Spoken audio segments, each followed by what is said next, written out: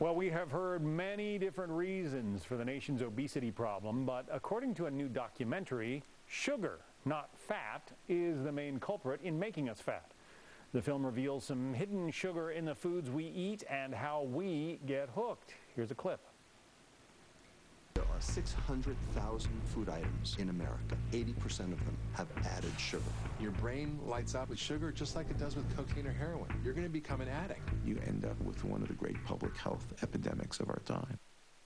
So is sugar the tobacco of the 21st century? Joining us now, Dr. Ernest Patti. He is Senior Attending Physician of Emergency Medicine at New York's St. Barnabas Hospital. What do you think? I mean, I'm surprised that at this point in, with all of our medical knowledge, we're still arguing over what's making us fat. Well, I have to say, John, after reading some of the research, it's amazing at the amount of foodstuffs and food products that we produce that contain sugar and salt as well. But sugar is the real culprit. You have some samples. I actually brought some samples here to show me. I mean, and this is probably the most glaring sample here. And this is a test tube that contains the amount of sugar that is in a 12-ounce can of soda or soft drink, a regular can. Now, you can imagine if you drank 3 or 4 cans of soft drink in a day, a lot of sugar. How much sugar you'd be containing, One time back, we did a story here. There was a cereal that was produced, Sugar Smacks. 1 bowl of it a day for 365 days for the whole year. You would have consumed, I believe it was 13 pounds of sugar. 13 pounds of white cane sugar would be the equivalent of eating that cereal once a day. Okay, but sugar's a natural product. The body breaks it down, uses the energy, right? It does when it's in its natural form. When you eat fruits and vegetables and products that contain natural sugar, it breaks it down a little slower. The ones that we add to our products, the excess sugar, you don't need that because all it does in the long run is create more calories that you consume and add to the obesity epidemic. There is real concern about high-fructose corn syrup. Why? Part of the problem with the high-fructose corn syrup is that it contains a higher concentration of fructose, hence the name high-fructose corn syrup. Fructose, though, shuts off a protein, an enzyme called leptin, which is a hormone that actually makes you feel full. So when the high-fructose corn syrup is in your body in high concentrations, they theorize that it shuts down this leptin, and leptin then prevents you from feeling satiated. So you actually crave more food.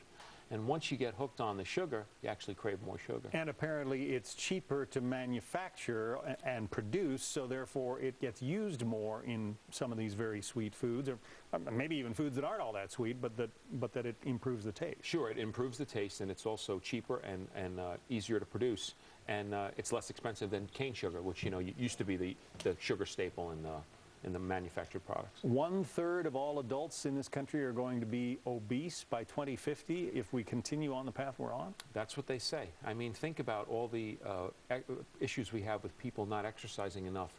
And if you're consuming items like this, with this, for an example, this amount of sugar extra in your diet, it's going to add to extra pounds at some point.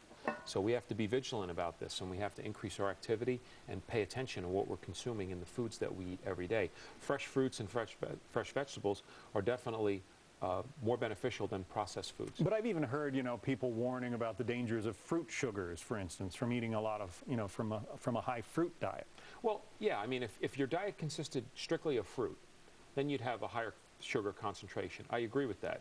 But the problem is here we tend to use substitutes. Oh, let me have that fruit juice, which has much more sugar in it than if you, say, just ate a mango or an apple or an orange, as a substitute. Yeah. So it's all about balance, and we've spoken about that before. That clip that began this segment, something like 600,000 food items available in America, and 80% of them have added sugar. Yep.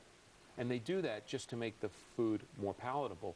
Yet the body, we're regular animals in a sense that if we cut out that sugar, over time, we'll still like the food and we'll get used to it. There just may be a little learning, period there.